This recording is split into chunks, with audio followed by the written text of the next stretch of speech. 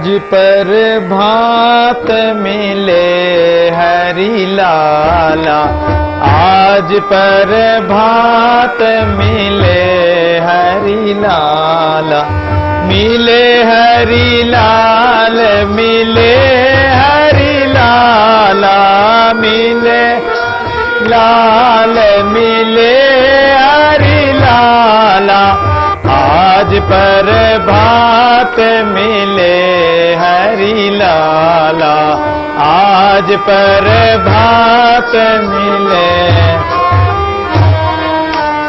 दिल की व्यथा पीड़ सब भागी,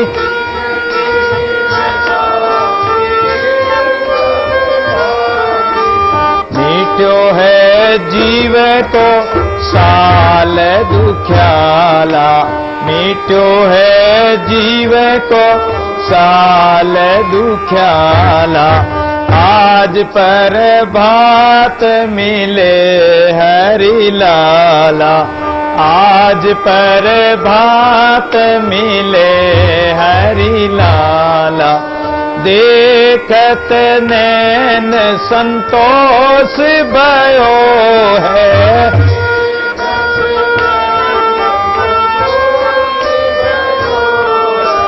यो ही तुम्हारो ख्याल विख्याला, यो ही तुम्हारो ख्याल विख्याला, आज पर भात मिले हरि लाला, आज पर भात मिले हरि लाला, मिले हरि लाल, मिले हरि लाला,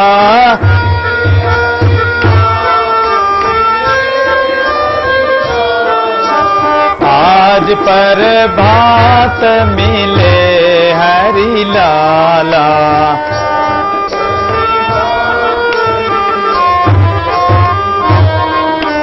दादू जन सो हिल मिल रही बो, दादू जन सो तुम हो दीन दयाल दयाला, तुम हो दीन दयाल दयाला, आज पर भात मिले हरि लाला, आज पर भात मिले हरि लाला, आज पर भात मिले हरि लाला। बोले श्री स्वामी दादू दयाल महाराज की जय।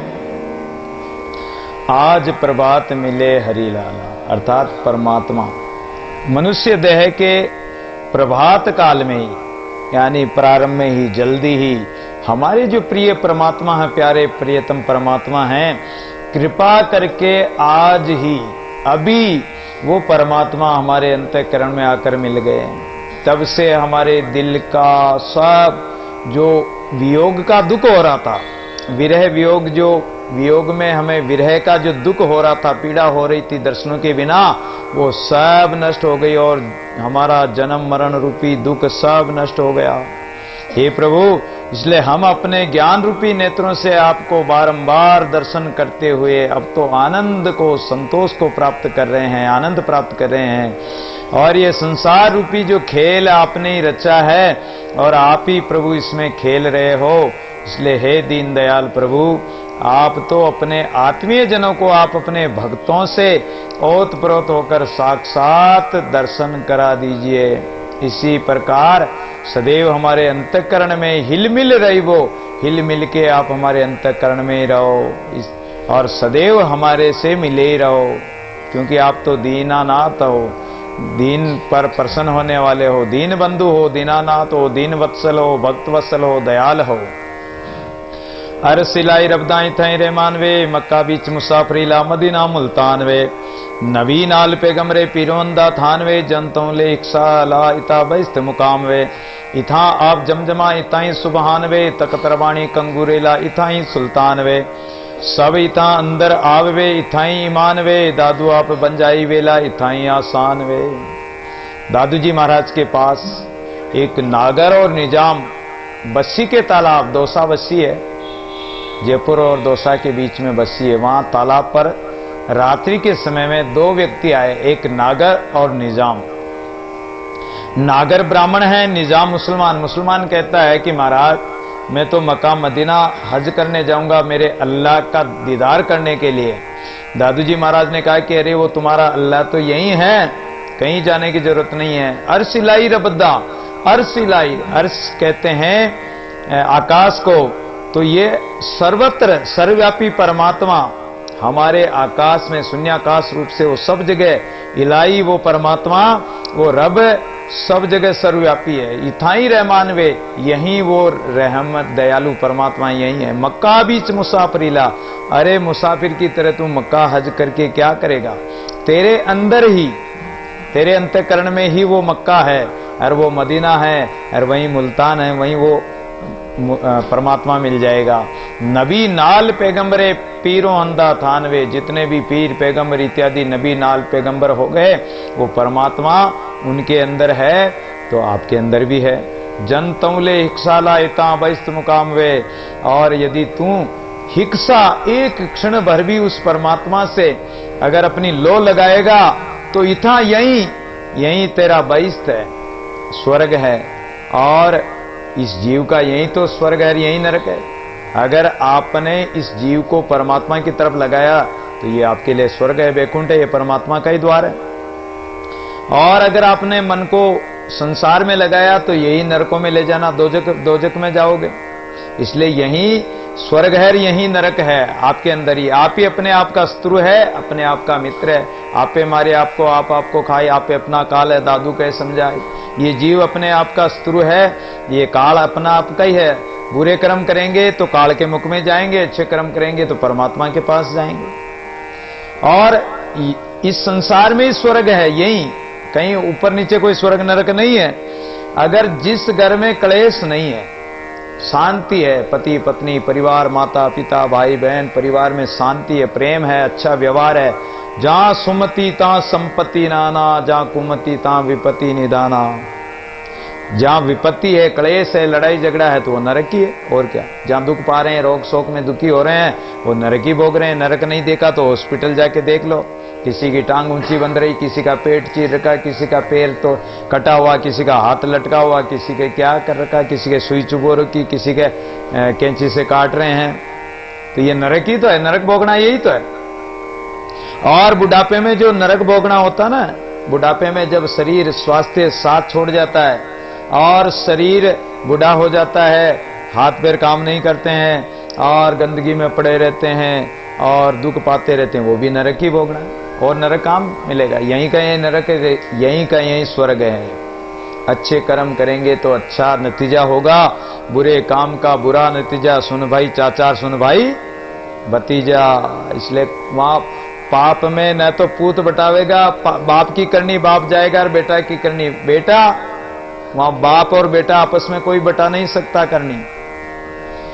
तो इता ही आप जमजमा, इता ही सुबहान वे। वो जमजमा मोहम्मद साहब जब छोटे बालक थे तो उन्होंने जब गोद में ले रखा था उसकी मां ने, और उन्होंने अपनी एडी रगड़ी, उससे जमजमा यानी झरना निकल आया, पानी निकल आया। उस जमजमे को मुसलमान लोग हज करने जाते हैं और उस जमजमे का चरणामृत लेते हैं। तो बोले कि ये जमजमा, ये अमृत तो तुम्हारे अंदर ही टपकता है, उस अमृत को अंदर ही पीवो आप, बाहर जाने की जरूरत नहीं। इथाई सुबहान वे, वो सुबहान परमात्मा यही है। तखत रबाणी कंगूरेला इथाई सुल्तान वे, वो तुम्हारे अंतःकरण रूपी तखत पर विराजमान है रब। इथाई सुल्तान वे, वो सुल्तान यही है। सब इथा अंदर आवे, तुम अंदर तो आओ, बाहर भटक रहे हो, अपनी वृत्तियां बाहर भटक रही है। इथाई ईमान वे, और वो अंदर ही है, इसलिए ईमानदारी से भजन करो, सच्चाई से। आप बंजाई वेला इथाई आसान वे, और बंजाई वेला यानी उसकी पवित्र यात्रा जो करते हो वो इथा भीतर यात्रा करो, अंदर की यात्रा, मंजिलों की यात्रा करो। 7 चक्कर है, इनकी यात्रा करो आप, यही मिल जाएगा वो अल्लाह। भीतरी आसानी से प्राप्त कर लोगे। जब नागर कहने लगा कि महाराज मैं तो मथुरा जाऊंगा, वृंदावन जाऊंगा, द्वारिका जाऊंगा, हरिद्वार जाऊंगा, क्यों? भगवान का दर्शन करने के लिए। बद्रीनाथ जाऊंगा, केदारनाथ जाऊंगा। तो अरे बोले कि तुम्हारा राम यही है, हरि अव्यक्त परमात्मा तुम्हारे घट भीतर ही है। कहीं दौड़ी काशी, कहीं दौड़ी द्वारिका, कहीं काशी जाए, कहीं मथुरा को चले, साहिब घटी माए, परमात्मा घट में ही, कहीं जाने की जरूरत नहीं। काया काशी बजना, ये काया ही काशी समझ लो, इस काया को काशी बना लो। और हरि इते पूजा जापे, उस परमात्मा को यहीं पूज लो अंदर ही। हरिद्वार, ये तुम्हारा अंदर पूजना ही हरिद्वार हो जाएगा। इसमें गंगा यमुना बहती है। गंगा यमुना जो बहती है हरिद्वार में, क्या बहती? गंगा ही तो बहती। तो तुम्हारे यहां भी गंगा बह रही है और यमुना बह रही है। ये ईड़ा पिंगला जो गंगा यमुना है, यहां त्रिवेणी संगम है। और सुखमना चलने लग जाएगी तो तुम्हारा त्रिवेणी में संगम हो जाएगा, स्नान हो जाएगा। वहां स्नान करने से तो शरीर शुद्ध हो सकता, आत्मा का, मन का कल्याण नहीं होगा। महादेव मुनि देवते सिद्धों का विश्राम है। काशी में भी जाओगे तो महादेव भी, बड़े बड़े मुनि देवता जो सिद्ध महापुरुष हो गए, उनका विश्राम कहां है? राम नाम में। वो भी राम नाम का सुमरण करते हैं। स्वर्ग सुखासन हुलने, सुख के लिए तुम स्वर्ग इत्यादि जाते हो, इच्छा करते हो, तो वो सुख भी तुम्हारे अंदर हरि इत्ते आत्म राम वे, अपने आत्म स्वरूप में ही सुख मिलेगा। अमी सरोवर आत्मा, अमी अमृत, अमृत का सरोवर अपने अंदर ही है। वो अमृत अंदर ही है, राम नाम का, राम नाम रूपी अमृत का आप सुमरण करो तो अमृत ही अमृत है। इताई आधार वे, यही सबका आधार है। अमर थान अविगत रहे, हरि इते सृजनहार वे। तो ये अमर थान, अमर स्थान प्राप्त होगा जहां परमात्मा सृजनहार परमात्मा विराजमान है। सब कुछ इथे आवे था परमानंद वे, सब कुछ इस आपके अंदर है। जो ब्रह्मांड में है, चाहे गंगा नदी इत्यादि, पहाड़ जंगल, देश विदेश, सब कुछ, वो सब आपके अंदर, काया के अंदर ही है। अब आगे काया का अंग आने वाला है और काया के बारे में बताएंगे तो सब तुम्हें पता लग जाएगा कि जो संसार में है वो ही अपने काया में है, इस पिंड में। तो बाहर भटकने की जरूरत नहीं, अंदर ही नाओ, अंदर ही जाओ। तीर्थ करना तो अंदर ही करो। 68 तीर्थ है घटमाई, वाही में मलमल लाऊं। गुरु जी मैं तो एक निरंजन ध्याऊं, एक निरंजन परमात्मा का ध्यान कर लो। दादू आपा दूर कर हरि थई आनंद वे। इसलिए वो परमानंद पाना है तो आपा अहंकार को त्याग करके परमात्मा को अपने अंदर ही खोज लो। वो परमात्मा अपने अंदर ही है, कहीं बाहर नहीं है। तो आइए इसी शब्द के साथ, और वो नागर निजाम जो महाराज का ये शब्द सुनकर बोले कि महाराज आपने जब भजन तो एक जगह बैठकर करने के लिए बता दिया कि ये एक जगह बैठकर भजन करो, लेकिन महाराज भूख तो लगेगी, क्या करेंगे? तब दादू जी महाराज ने कहा कि ये अक्षय पात्र ले जाओ और पास में जटवाड़ा के पास में एक टेटड़ा गांव है, वहां जाकर भजन करो। फिर वो वहां जाकर भजन करे। उस पात्र को जब भूख लगती, भजन करते करते खूब भजन करने के बाद में भूख लगती खूब, तब उस समय उस पात्र को सीधा करके उस पर अपनी चद्दर ढांक देते थे। तो उसमें सात्विक भोजन, खीर पूड़ी माल जो भी खाना चाहते थे, जो इच्छा करते, वो भोजन प्रसाद उसमें आ जाता। जैसे द्रौपदी का अक्षय पात्र था ना, चाहे 10,000 व्यक्तियों को जिमा दे, 1,00,000 व्यक्तियों को जिमा दे उस बर्तन में, अक्षय पात्र में, जब तक वो सीधा है तब तक उसमें से निकालते जाओ, खत्म ही नहीं होगा। ऐसे ऐसे पात्र थे।